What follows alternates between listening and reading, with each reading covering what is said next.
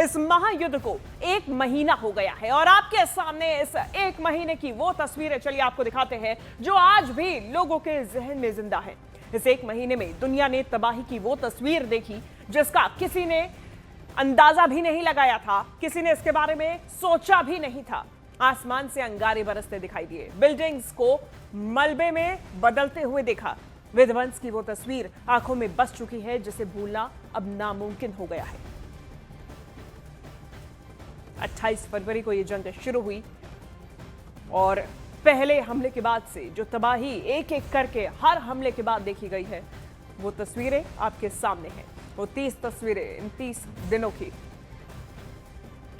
तो Iran Israel युद्ध में अब हूती विद्रोहियों की भी एंट्री हो गई है और ये बड़ी जानकारी सामने आई क्योंकि यमन से हूतियों ने इजराइल पर अब मिसाइल दाग दी। इजराइल का नेगेव क्षेत्र में हमले का अलर्ट भी जारी किया गया। ये जानकारी बड़ी है, महत्वपूर्ण है क्योंकि अब यूएई में भी जो हूती विद्रोही हैं जिन्होंने पहले ही ये चेतावनी दी थी, बीते दिन ये चेतावनी हूती नेता की सामने आई थी जिसमें उन्होंने साफ और स्पष्ट कहा था कि अब यदि जंग और आगे तेज होती है या बढ़ती है तो फिर हम ईरान के समर्थन में, इजराइल के विरोध में इस जंग में उतर आएंगे। और यही हुआ।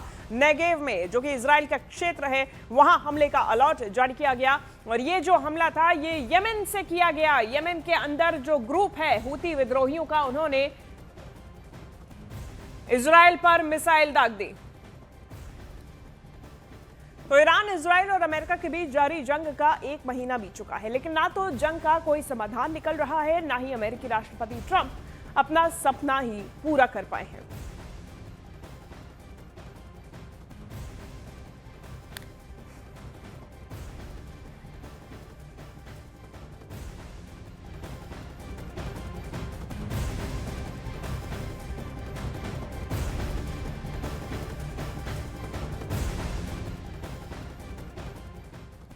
तो ऐसा इसलिए क्योंकि ट्रंप ने ईरान से अली खामेनेई सरकार को उखाड़ फेंकने की कसम खाई थी, लेकिन उनका यह सपना पूरा नहीं हुआ और अब मुस्तफा खामेनेई सुप्रीम लीडर हैं।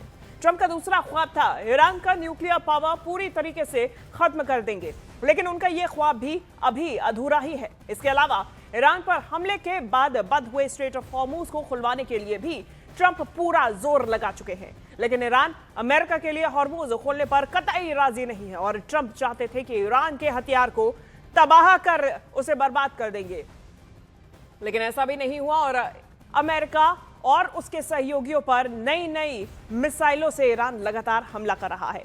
और ट्रंप का जो सबसे बड़ा सपना था कि वो ईरान को शक्तिहीन करने के बाद उसके तेल भंडार पर कब्जा कर लेंगे, जो कि अभी बहुत दूर की कौड़ी नजर आ रही है।